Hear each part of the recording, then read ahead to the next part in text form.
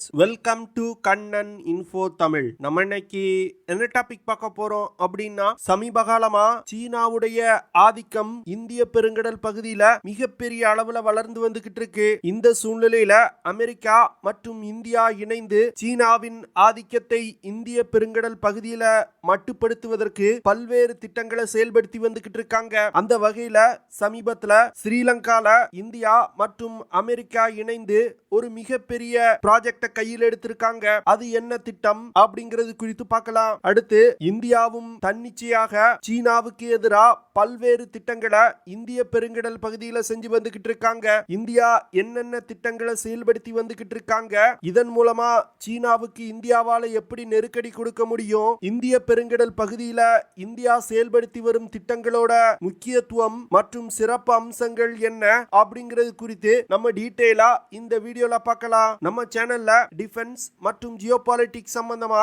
தினம் ஒரு video publish பண்ணிட்டு இருக்கோம். உங்களுக்கு நம்ம சேனல்ல பப்ளிஷ் பண்ணக்கூடிய வீடியோஸ் பிடிச்சிருந்துச்சுன்னா சேனலை சப்ஸ்கிரைப் பண்ணி சப்போர்ட் பண்ணுங்க. நீங்க பண்ற ஒவ்வொரு சப்ஸ்கிரிப்ஷனும் எனக்கு அடுத்தடுத்த வீடியோஸ் போடுறதுக்கு ஒரு மோட்டிவேஷனா இருக்கும். சமீபத்துல அமெரிக்காவுடைய secretary of defence Lloyd Austin இந்தியாவுக்கு 2+2 மீட்டிங்க்கு வந்திருந்தாரு. அந்த கூட்டத்தின் போது இந்தியா மற்றும் அமெரிக்கா சவுத் சைனா சி மற்றும் இந்திய பெருங்கடல் பகுதியில ஏற்படக்கூடிய அச்சுறுத்தல்களை சமாளிப்பதற்கு இரு நாடுகளும் இணைந்து செயல்படுவது என்று முடிவு செய்யப்பட்டிருக்கு. இந்த சூழ்நிலையில சீனா இந்திய பெருங்கடல் பகுதி மற்றும் சவுத் சைனா சீல தன்னுடைய ஆதிக்கத்தை அதிகப்படுத்துவதற்கு பல்வேறு முயற்சிகளை செய்து வந்துகிட்டு இருக்காங்க. சமீபத்துல கூட சவுத் சைனா சி பகுதியில பிலிப்பைன் நாட்டிற்கு சொந்தமான கப்பல்களை சீன போர்க்கப்பல்கள் துரத்தி அடிச்சிருக்காங்க. அது மட்டும் இல்லாம சவுத் சைனா சி பகுதியில் இருக்கக்கூடிய நாடுகளுக்கு சீனா மிகப்பெரிய அச்சுறுத்தலா இருந்து வந்துகிட்டு இருக்காங்க. இந்த சூழ்நிலையில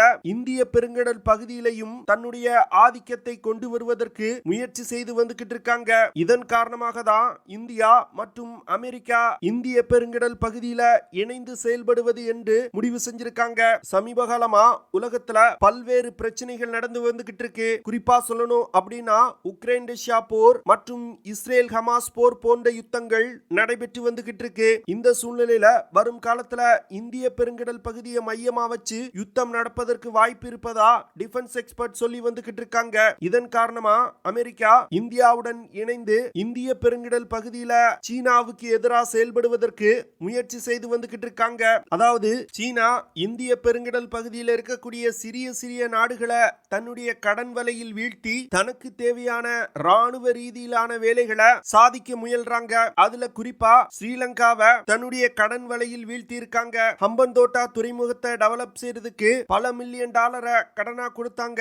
ஆனா தற்போது அந்த துறைமுகத்தால ஸ்ரீலங்காவுக்கு எந்த ஒரு பயனும் இல்ல. கொடுத்த கடனுக்கு ஹம்பன்தோட்டா துறைமுகத்தை 100 வருஷத்துக்கு சீனா லீஸுக்கு எடுத்திருக்காங்க.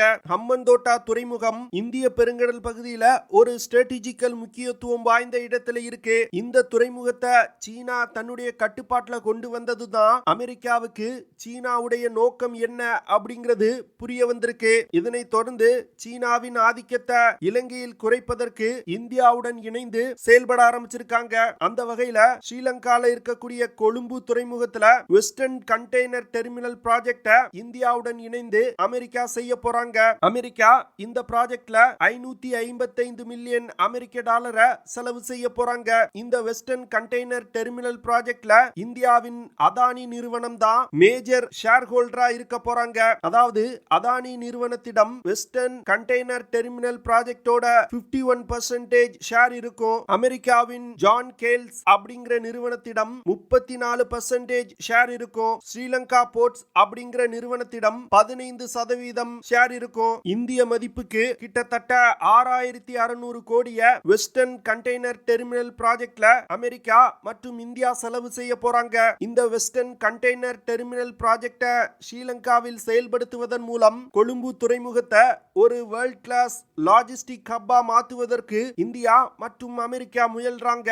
இந்தியா மற்றும் அமெரிக்கா இந்த ப்ராஜெக்டை இணைந்து செயல்படுத்துவதன் மூலம் சீனாவின் ஆதிக்கத்தை இலங்கையில் குறைக்க முடியும் அப்படின்னு நினைக்கிறாங்க.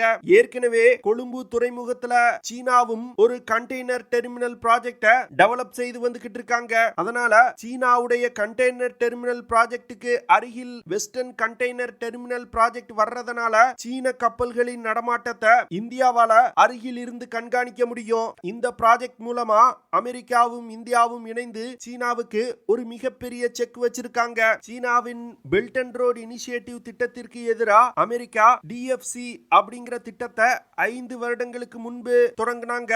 அந்த திட்டத்தின் கீழ் தான் இந்த வெஸ்டர்ன் கண்டெய்னர் டெர்மினல் ப்ராஜெக்டுக்கு அமெரிக்கா நிதி உதவி கொடுக்கறாங்க. இந்திய பெருங்கடல் பகுதியில சீனாவுக்கு எதிராக செயல்படணும்னா அமெரிக்காவால தனியா இறங்கி செயல்பட முடியாது. இதன் காரணமா அமெரிக்கா இந்தியாவுடன் தன்னுடைய உறவை சமீப காலமா மிகப்பெரிய அளவுல டெவலப் செய்து வந்துகிட்டு இருக்காங்க. இந்தியாவை பொறுத்தமட்டில் தன்னை சுற்றியுள்ள சிறிய தீவு நாடுகள்ல சீனாவின் ஆதிக்கம் அதிகரிப்பது மிகப்பெரிய பிரச்சனையா இருந்து வந்துகிட்டு இருக்கு. இதை சமாளிப்பதற்காக தற்போது இந்தியாவும் அமெரிக்காவுடன் இணைந்து செயல்பட்டு வந்துகிட்டு இருக்காங்க. அமெரிக்காவுடன் இணைந்து செய்யக்கூடிய ப்ராஜெக்டுகள் தவிர இந்தியாவும் தனியாக இந்திய பெருங்கடல் பகுதியில் சீனாவுக்கு செக் வைக்கும் விதமா பல்வேறு திட்டங்களை செயல்படுத்தி வந்துகிட்டு இருக்காங்க. குறிப்பா இந்தியா சாகர்மாலா அப்படிங்கிற ஒரு மிகப்பெரிய திட்டத்தை இந்தியால செயல்படுத்தி வந்துகிட்டு இருக்காங்க. இந்த திட்டத்தின் மூலமா இந்திய துறைமுகங்களை மிகப்பெரிய அளவுல விரிவுபடுத்த இந்தியா முயல்றாங்க. இதன் மூலமா இந்தியாவுடைய மேரிடைம் மற்றும் செக்யூரிட்டி இன்ட்ரெஸ்ட பாதுகாத்து கொள்ள முடியும் அப்படின்னு இந்தியா நினைக்கிறாங்க. அது மட்டும் இல்லாம அந்தோமான் நிக்கோபார் தீவு மற்றும் தன்னுடைய அண்டை நாடுகள்ல துறைமுகங்களை இந்தியா மிகப்பெரிய அளவுல டெவலப் செய்து வந்துகிட்டு இருக்காங்க. இந்திய பெருங்கடல் பகுதியில அமெரிக்காவுக்கு சொந்தமான டியாகோ கார்சியா நேவல் பேஸ் இருக்கு. 2016 வருடம் போடப்பட்ட லெமோவா அப்படின்னு சொல்லப்படும் logistics exchange memorandum of agreement அப்படிங்கிற ஒப்பந்தத்தின் மூலமா அமெரிக்காவுக்கு சொந்தமான நேவல் பேஸ் இந்தியாவால பயன்படுத்தி கொள்ள முடியும். இந்த டியாகோ கார்சியா நேவல் பேஸ் இந்திய பெருங்கடல் பகுதியில ஒரு ஸ்ட்ராட்டஜிக்கல் முக்கியத்துவம் வாய்ந்த இடத்துல அமைஞ்சிருக்கு. இந்தியாவுடைய 4 பங்கு வர்த்தகம் இந்தியாவை சுற்றியுள்ள அண்டை நாடுகள்ல இருக்கக்கூடிய துறைமுகங்கள் மூலமா தான் நடைபெறுது. குறிப்பா சொல்லணும் அப்படின்னா சிங்கப்பூர், ஸ்ரீலங்கால இருக்கக்கூடிய கொழும்பு துறைமுகம், மலேசியாவின் காலாங் துறைமுகம், மியான்மர் நாட்டின் சித்துவா துறைமுகம், பங்களாதேஷ்ல இருக்கக்கூடிய சிட்டகாங் துறைமுகம் மூலமா மிகப்பெரிய அளவுல வர்த்தகங்கள் நடைபெற்று வருது. சமீபத்துல பங்களாதேஷ் நாட்டுடன் போடப்பட்ட ஒப்பந்தம் மூலமா பங்களாதேஷ் நாட்டு வழியா இந்தியா பல்வேறு சாலைகளை அமைச்சிருக்காங்க. இந்த சாலைகள் இந்தியாவின் கொல்கத்தா நகரம் வரைக்கும் போடப்பட்டிருக்கு. இதன் மூலமா கிட்டத்தட்ட 1200 கிலோமீட்டர் பயண தூரம் குறைக்கப்பட்டிருக்கு. இந்த சாலைகள் மூலமா பங்களாதேஷ் துறைமுகத்தில் இறக்கப்படும் சரக்குகளை இந்தியா மிக எளிதா இந்தியாக்குள்ள கொண்டு வர முடியும். மியான்மர் நாட்டில் இருக்கக்கூடிய சித்வி துறைமுகத்தின் மூலமா இந்தியாவின் நார்த் ஈஸ்ட் பகுதிகளை இணைக்க முடியும். சிலிகுரி காரிடோர் பகுதியை சீனா கைப்பற்றினாலும் இந்த சித்வி துறைமுகத்தை பயன்படுத்தி கடல் வழியா இந்தியாவின் நார்த் ஈஸ்ட் மாநிலங்களுக்கு இந்தியாவால படைகளை அனுப்ப முடியும். இந்தியா இந்தோனேஷியால இருக்கக்கூடிய சபாங் துறைமுகத்துல ஒரு டீப் சி போர்ட்டை டெவலப் செய்து வந்துகிட்டு இருக்காங்க. இந்த சபாங் துறைமுகம் இந்தியாவுடைய அந்தோமான் நிக்கோபார் தீவுகளுக்கு மிக அருகில் இருக்கு. 2002 இருந்து இந்தியா மற்றும் இந்தோனேஷிய கடற்படைகள் இந்திய பெருங்கடல் பகுதியில தொடர்ந்து கடற்படை கூட்டு பயிற்சிகளை செஞ்சு வந்துகிட்டு இருக்காங்க. இந்தியா இந்தோனேஷியா கோஆர்டினேட்டர் பெட்ரோல் அப்படிங்கிற அக்ரிமெண்ட் இந்தோனேஷியாவுக்கும் இந்தியாவுக்கும் இடையில் போடப்பட்டிருக்கு. இந்த சபாங் துறைமுகம் ஸ்ட்ராட்டஜிக்கல் முக்கியத்துவம் வாய்ந்த மலாக்கா நீரணை பகுதிக்கு மிக அருகில் இருக்கு. இந்த மலாக்கா நீரணை பகுதி வழியாக உலகின் 40% வணிகம் நடைபெறுது. இதனால இந்தோனேஷியாவின் சபாங் துறைமுகத்துல இந்தியா தன்னுடைய கடற்படையை நிறுத்தி வைப்பது சீனாவுக்கு ஒரு மிகப்பெரிய பின்னடைவா பார்க்கப்படுது. இந்தியா சபாங் துறைமுகத்துல $1 பில்லியன் இன்வெஸ்ட் செஞ்சிருக்காங்க. அடுத்த அப்டேட், இந்தியா ஈரான்ல சபஹர் துறைமுகத்தை டெவலப் செய்து வந்துகிட்டு இருக்காங்க. சில வருடங்களுக்கு முன்பு வரைக்கும் இந்தியா சென்ட்ரல் ஏசியா நாடுகளுடன் வர்த்தகம் செய்யணும்னா பாகிஸ்தான் வழியாக தான் வர்த்தகம் செய்யணும். ஆனா தற்போது ஈரான்ல அமைக்கப்பட்டிருக்க இந்த சபஹர் துறைமுகத்தை பயன்படுத்தி பாகிஸ்தானை பைபாஸ் செஞ்சுட்டு இந்தியாவால சென்ட்ரல் ஏசியா நாடுகளுடன் வர்த்தகம் செய்ய முடியும். அது மட்டும் இல்லாம சீனா பாகிஸ்தான்ல டெவலப் செய்து வரும் குவாதர் துறைமுகத்துக்கு போட்டியா இந்தியா இந்த சபஹர் துறைமுகத்தை டெவலப் செய்து வந்துகிட்டு இருக்காங்க. அமெரிக்கா ஈரான் நாட்டுல மற்ற நாடுகள் இன்வெஸ்ட் செய்யக்கூடிய ப்ராஜெக்டுகளுக்கு சாங்ஷன்ஸ் போடுவாங்க. ஆனா இந்தியாவுடைய சபஹர் துறைமுக திட்டத்திற்கு பொருளாதார தடைகள் விதிக்கல. இதுல இருந்து இந்தியா மற்றும் அமெரிக்கா எப்படி இணைந்து சீனாவுக்கு எதிராக செயல்படுறாங்க அப்படிங்கிறது தெளிவா தெரியுது. சமீபத்துல இந்தியால நடந்த G20 மாநாட்டின் போது India Middle East Europe Economic Corridor அப்படிங்கிற ஒரு திட்டத்தை அறிவிச்சு அறிவிச்சாங்க. இந்த திட்டத்தின் மூலமா இந்தியா, மிடில் ஈஸ்ட் மற்றும் ஐரோப்பிய நாடுகளை இணைக்க முடியும். இந்த India Middle East Europe Economic Corridor திட்டம் சீனாவின் பெல்ட் அண்ட் ரோட் இனிஷியேட்டிவ் திட்டத்திற்கு போட்டியாக தொடங்கப்பட்டிருக்கு. இந்த India Middle East Europe Economic Corridor திட்டத்துல இஸ்ரேல் நாட்டின் ஹைஃபா துறைமுகம் ஒரு முக்கியமான ரோலை பிளே பண்ண போகுது. இந்த ஹைஃபா துறைமுகத்தை இந்தியாவின் அதானி நிறுவனம் தான் தற்போது டெவலப் செய்து வந்துகிட்டு இருக்காங்க. வரும் காலத்துல India Middle East Europe Economic Corridor திட்டம் உருவாக்கப்படும் பொழுது இந்த ஹைஃபா துறைமுகம் யூரோப், துருக்கி, ரஷ்யா போன்ற நாடுகளுக்கு ஒரு நுழைவாயிலா இருக்கும் அப்படின்னு எக்ஸ்பர்ட் சொல்றாங்க.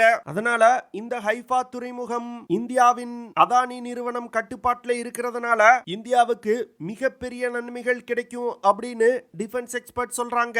வெஸ்ட் ஏசியா மற்றும் உக்ரைன், ரஷ்யால போர் வந்தால் ஐரோப்பிய நாடுகளுடன் தொடர்ந்து வர்த்தகம் செய்வதற்கு இந்தியா ஒரு ஆல்டர்னேட் ரூட்டையும் தற்போது டெவலப் செய்து வந்துகிட்டு இருக்காங்க. அதாவது ஓமன் நாட்டுடன் இந்தியா நல்ல உறவை கொண்டு வந்துகிட்டு இருக்காங்க. அதனால இந்தியாவால ஓமன் நாட்டின் டிக்யூம் துறைமுகத்தை பயன்படுத்தி ஐரோப்பிய நாடுகளுடன் வர்த்தகம் செய்ய முடியும். இதே போன்று ஆப்பிரிக்க நாடுகளுடனும் அவர்களுடைய துறைமுகத்தை பயன்படுத்திக் கொள்வதற்கு இந்தியா பல்வேறு ஒப்பந்தங்கள்ல கையெழுத்திட்டு வந்துகிட்டு இருக்காங்க. 1974 இருந்தே இந்திய பெருங்கடல் பகுதியில் இருக்கக்கூடிய நாடுகளுடன் அவர்களுடைய துறைமுகத்தை பயன்படுத்திக் கொள்வதற்கு இந்தியா பல்வேறு ஒப்பந்தங்களை கையெழுத்திட்டு வந்துகிட்டு இருக்காங்க. அதனால சீனா என்னதான் இந்தியாவை இந்திய பெருங்கடல் பகுதியில முடக்கணும்னு நினைச்சாலும் அது நடக்கவே நடக்காது அப்படின்னு டிஃபென்ஸ் எக்ஸ்பர்ட் சொல்றாங்க. தற்போது இந்தியா மற்றும் அமெரிக்கா இணைந்து ஸ்ரீலங்கால செய்யக்கூடிய இந்த வெஸ்டர்ன் கண்டெய்னர் டெர்மினல் ப்ராஜெக்ட் மூலமா ஸ்ரீலங்கால சீனாவின் நடமாட்டத்தை கண்காணிக்க முடியும். அது மட்டும் இல்லாம ஸ்ரீலங்கால படிப்படியா சீனாவின் ஆதிக்கத்தையும் அமெரிக்கா மற்றும் இந்தியாவால குறைக்க முடியும். ஓகே ஃப்ரெண்ட்ஸ், நம்ம வீடியோவோட நிறைய பகுதிக்கு வந்துட்டோம். இதெல்லாம் தான் நான் உங்ககிட்ட ஷேர் பண்ணணும் அப்படின்னு நினைச்ச விஷயங்கள். ஐ ஹோப் நான் ஷேர் பண்ண விஷயங்கள் உங்களுக்கு பிடிச்சிருக்கும்னு நினைக்கிறேன். அப்படி பிடிச்சிருந்துச்சுன்னா ஷேர் பண்ணுங்க, லைக் பண்ணுங்க, கமெண்ட் பண்ணுங்க. மறக்காம நம்ம சேனலுக்கு சப்ஸ்கிரைப் பண்ணுங்க. அப்படியே அந்த பெல் நோட்டிபிகேஷனை கிளிக் பண்ணி ஆல்ங்கிற ஆப்ஷனை எனேபிள் பண்ணிக்கங்க. See you in the next video. Jai Hind.